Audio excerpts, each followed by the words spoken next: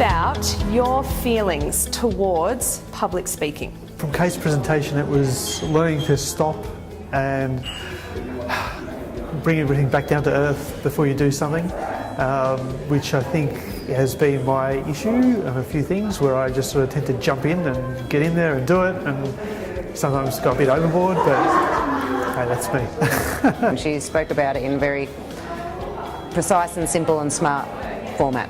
Because I'm not just preparing what I'm going to say, I'm preparing how I'm going to say it, who I'm going to say it to. You know, thinking about who's there and who your audience is. So some of the things that you think about before the actual public speaking. Public speaking. Anything that pops into your mind, can you please tell me? The marketing circle tonight was absolutely fantastic. We had a really great and focused group who I think connected really well with each other and have certainly got some things to then take away and put into practice.